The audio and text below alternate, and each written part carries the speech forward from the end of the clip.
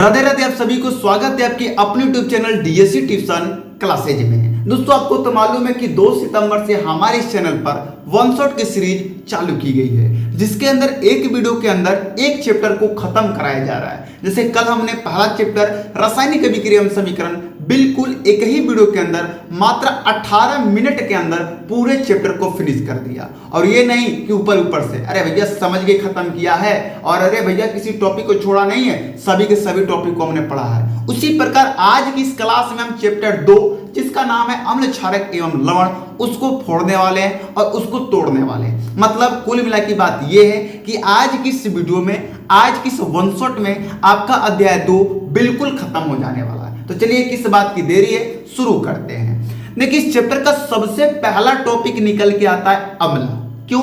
क्योंकि चैप्टर का नाम ही अम्ल क्षार तथा लवण। तो अम्ल क्या है, ध्यान दीजिएगा।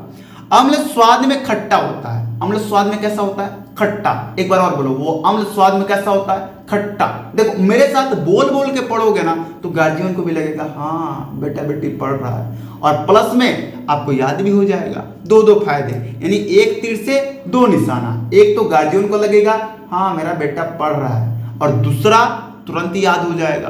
तो अम्ल स्वाद में कैसा होता है? खट्टा होता है। ठीक है, ये नीला लिटमस पेपर को किस रंग में बदल देता है? लाल में बदल देता है। अब कुछ बच्चे बोलेंगे सर लिटमस पेपर क्या होता है? अब आपको मैं एक आइडिया बताता हूं। आपके घर में नींबू होंगी, नींबू लेना है, एक गिलास लेना है, उसमें 5-6 नींबू निचोड़ देना है। अब आपको मार्केट जाना है, कॉपी किताब की दुकान पे, और वहां पर जाके कहना है भैया मुझे नीला लिटमस पेपर दो। वो आपको 2 या 3 रुपया का नीला लिटमस पेपर दे देगा।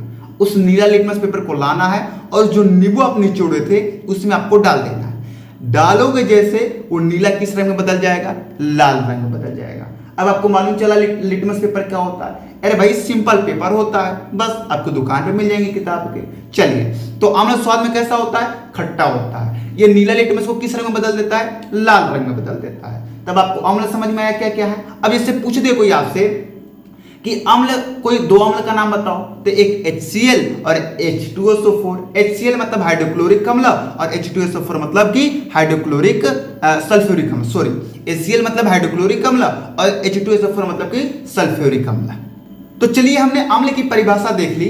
अब अम्ल के हम भौतिक गुण को देखेंगे कि अम्ल का भौतिक गुण क्या है। पहला, जैसे पेपर में आ सकता है भाई कि अम्ल के भौतिक गुण लिखिए, तो ध्यान दीजिए।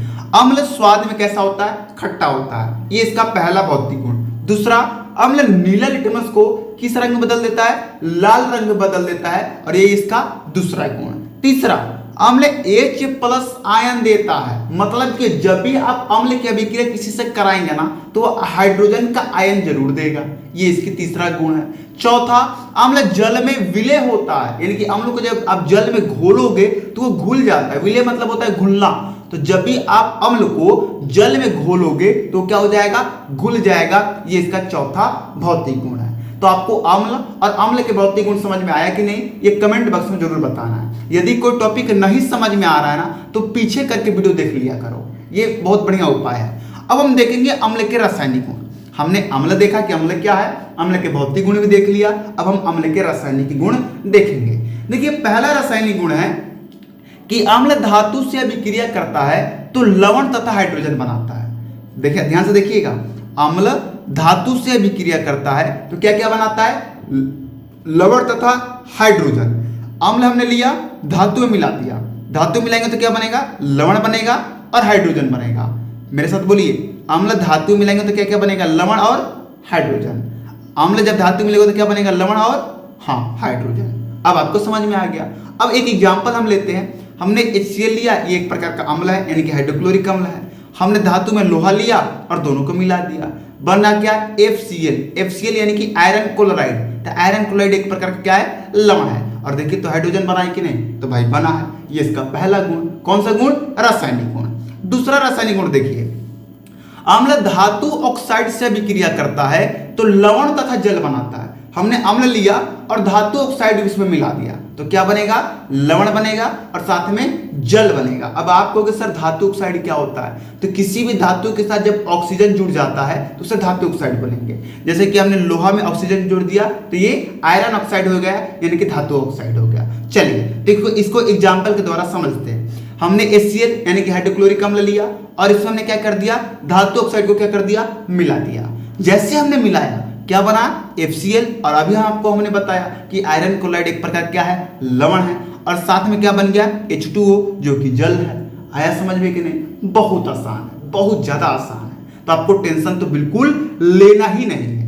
अब तीसरा देख लीजिए मेरे भाई, इसका रासायनिक गुण तीसरा है कि अम्ल क्षारक से अभिक्रिया करता है तो लवण तथा जल बनाता है। फिर से वही, यदि आप अम्ल की अभिक्रिया धातु ऑक्साइड से कराओगे तो लवण तथा जल बनेगा, और प्लस में जब आप क्षारक से भी अभिक्रिया कराओगे तो क्या क्या बनेगा, लवण और जल बनेगा। हमने अम्ल लिया, क्षारक मिला दिया, जब हम अम्ल में क्षारक मिलाएंगे तो लवण और क्या बनेगा, जल बनेगा। लवण क्या बोलेगा, जल बनेगा। बहुत बढ़िया। तो अम्ल में जैसे हमने कि HCl ले लिया और क्षारक हमने सोडियम हाइड्रोक्साइड लेकर मिला दिया। मिलाने के बाद सोडियम क्लोराइड बना जो कि एक प्रकार लवण है, और H2O यानी कि जल बना। तो ये रहा आपके अम्ल के रासायनिक गुण। हमने अभी क्या क्या पढ़ा, अम्ल क्या है, अम्ल के भौतिक गुण पढ़ा और अम्ल के रासायनिक गुण पढ़ा। अब हम आगे बढ़ेंगे और नेक्स्ट टॉपिक को देखेंगे। तो चलिए देखिए क्षारक क्या है। हमने अम्ल के बारे में जो पढ़ना था वो पढ़ लिया, उससे ज्यादा आपके पेपर में नहीं आएगा। अम्ल क्या है, अम्ल के भौतिक गुण और अम्ल का रासायनिक गुण, बस इतना ही पढ़ना है। अब हम पढ़ेंगे क्षारक क्या है। क्षारक ध्यान दीजिएगा, क्षारक का स्वाद कैसा होता है, कड़वा होता है। क्षारक का स्वाद कैसा होता है, कड़वा होता है। अच्छा, ये लाल लिटमस को किस में बदल देता है, नीला में बदल देता है। एक बात याद रखिएगा, अम्ल नीला को लाल में बदलता है, लेकिन क्षारक लाल को नीला में बदलता है। अम्ल नीला को लाल में और क्षारक लाल को नीला में, बस इतना याद रखना है। क्षारक के भौतिक गुण देख लीजिए। क्षारक का स्वाद कड़वा होता है, हाँ भैया, क्योंकि अम्ल का स्वाद कैसा होता है, खट्टा होता है। दूसरा, क्षारक लाल लिटमस पेपर को कैसा कर देता है, नीला कर देता है। अभी हमने बताया आपको, क्षारक OH- आयन देता है और अम्ल H+ आयन देता था। जो क्षारक जल में घुलते उसे क्या बोलते हैं, क्षार कहलाता है। हर क्षारक जल में नहीं घुलता है, लेकिन जो घुल जाता है उसे क्या बोलते हैं, हम क्षार कहते हैं। समझ में आया कि नहीं, ये आपको कमेंट बॉक्स में बताना है।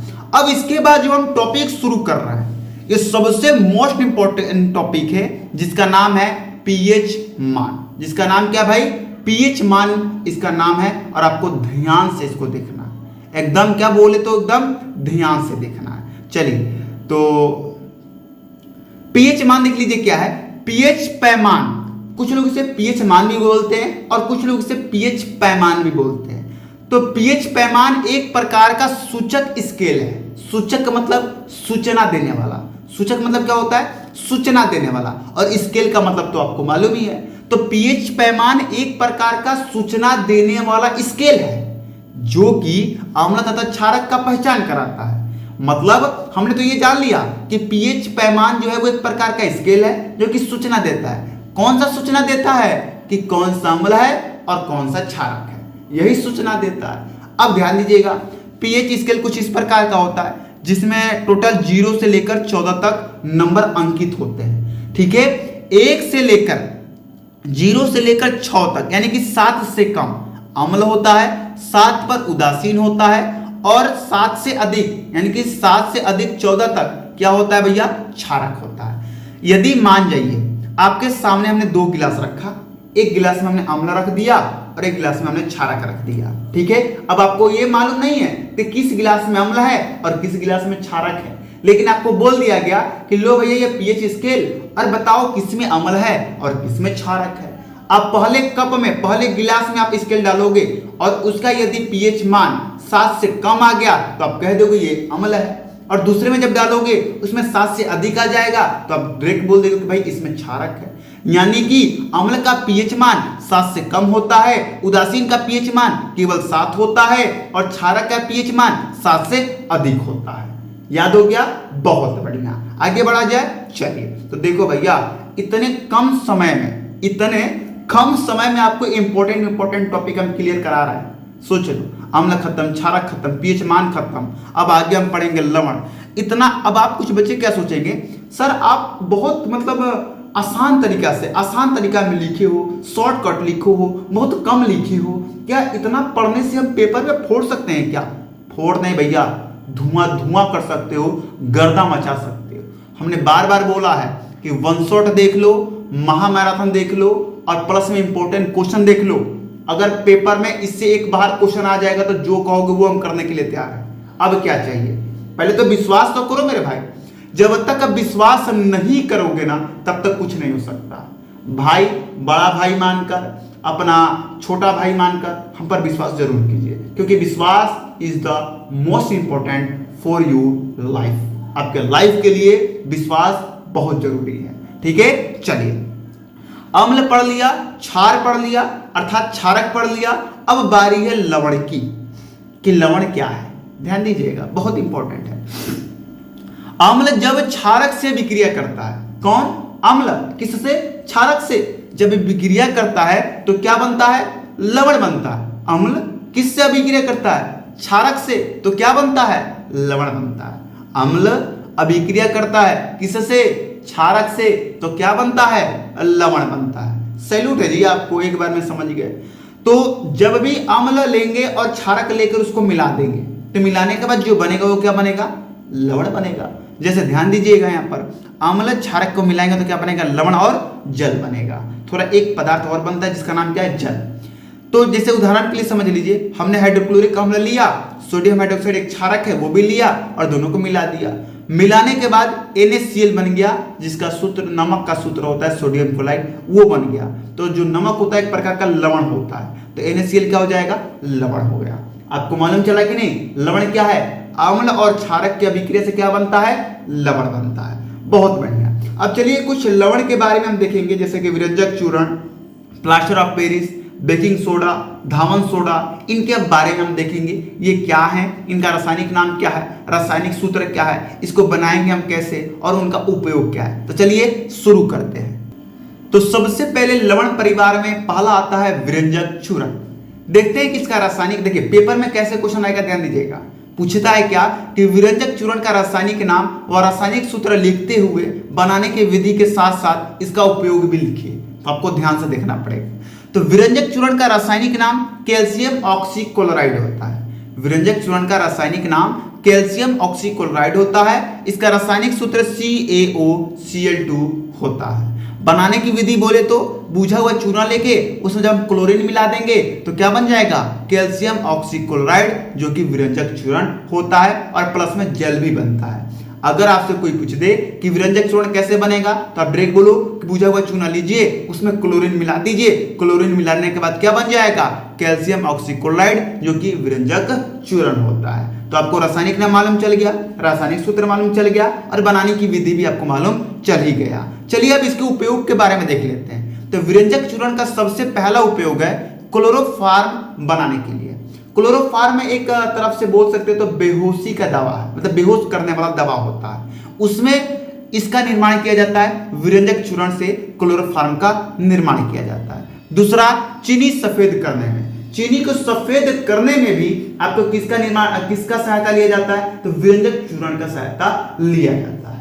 ठीक है, आगे बढ़ा जाए। आगे इसका तीसरा नियम, जो कि मोस्ट इंपोर्टेंट आपके पेपर के लिए, मोस्ट इंपोर्टेंट, जिसका नाम क्या है? पेयजल को जीवाणु मुक्त करने में, क्योंकि यहां से MCQ ज्यादा पूछा जाता है। बोल देगा कि बताइए वह कौन सा लवण है जिसका उपयोग हम पेयजल यानी कि पीने वाला जल को जीवाणु मुक्त करने के लिए इस्तेमाल करते हैं। तो आप डायरेक्ट बोलिए विरंजक चूर्ण। समझ में आया मेरी बात? बहुत बढ़िया। तो आपने विरंजक चूर्ण के बारे में बढ़िया से पढ़ लिया। अब हम आगे बढ़ेंगे प्लास्टर ऑफ पेरिस के पास। किसके पास? Plaster of Paris. ये भी मोस्ट इंपोर्टेंट आपके पेपर के लिए मेरे भाई। मैं बार बार बोल रहा हूं कि मैं वीडियो में वही टॉपिक लेके आ रहा हूं जो आपके पेपर के लिए इंपॉर्टेंट है। अगर जो इंपॉर्टेंट नहीं है वो मैं हरगिज आपके लिए नहीं लेके आऊंगा, क्योंकि समय नहीं है। जो समय बचा है इस समय में बढ़िया से पढ़ना पड़ेगा, बढ़िया धुरंधर बनना पड़ेगा, तभी जाके हम 95 और अपने जिला का टॉपर बन पाएंगे। एक बात याद रखिएगा, ठीक है? चलिए, तो प्लास्टर ऑफ पेरिस ध्यान से देखिएगा।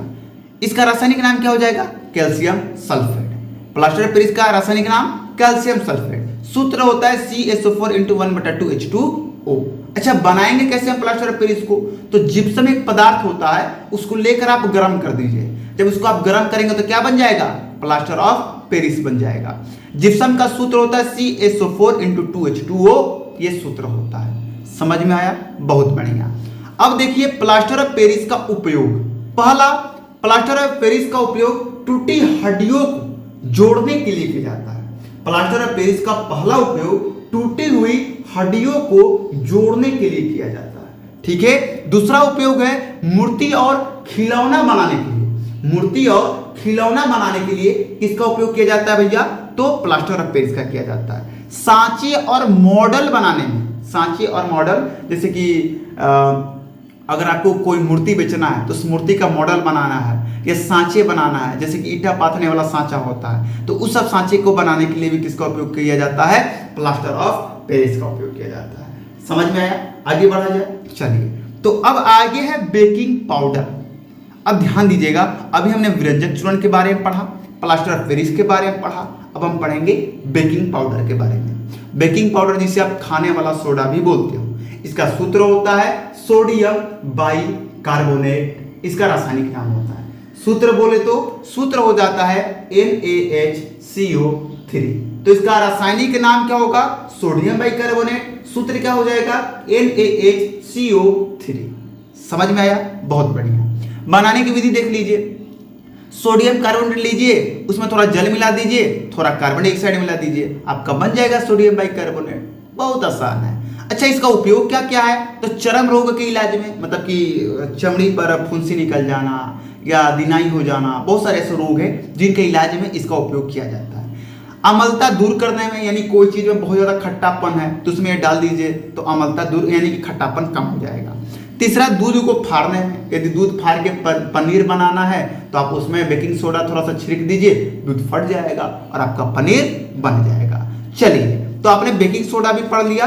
अब लास्ट टॉपिक बचा है धावन सोडा। ये पढ़ने के साथ ही आपका ये चैप्टर क्या हो जाएगा? खत्म हो जाएगा। तो धावन सोडा का रासायनिक नाम सोडियम कार्बोनेट होता है, इसका सूत्र Na2CO3 होता है। समझ में आया? अच्छा, इसको बनाएंगे हम कैसे? तो सोडियम हाइड्रोक्साइड ले लीजिए, इसमें कार्बन डाइऑक्साइड मिला दीजिए, आपका क्या बन जाएगा? सोडियम कार्बोनेट और जल बन जाएगा। इतना तो आसान है। हाँ भाई, कितना आसान चाहिए, बोलो ना मेरे भाई। अब आगे ध्यान दीजिए इसका उपयोग। पहला इसका उपयोग है कपड़ा धोने में, क्योंकि धावन सोडा को कपड़ा में ज्यादा इसका इस्तेमाल किया जाता है धोने के लिए। दूसरा, जल की कठोरता दूर करने में, अगर जल ज्यादा कठोर लग रहा है तो उसमें मिला दीजिए, जल की कठोरता दूर हो जाएगी। साबुन के निर्माण में धावन सोडा का उपयोग किया जाता है। समझ में आया कि नहीं? आपको कमेंट करके बतानी है। तो आज की वन शॉट क्लासेज आपको कैसी लगी ये कमेंट बॉक्स में जरूर बतानी है, और कल शाम 7 बजे इंतजार कीजिएगा चैप्टर 3 धातु एवं अधातु के वन शॉट का। ऐसे आपको डेली वन शॉट मिलेगी जब तक मेरे यहाँ, जैसे देखिए मेरा जन्मदिन 14 सितंबर को है, उससे पहले मैं आपका सिलेबस खत्म करा के दूंगा, खासकर साइंस का, क्योंकि मैं साइंस का ही अध्यापक हूँ। ठीक है, तो चलिए मिलते हैं कल शाम को 7 बजे एक और वन शॉट के साथ। जय हिंद, जय भारत।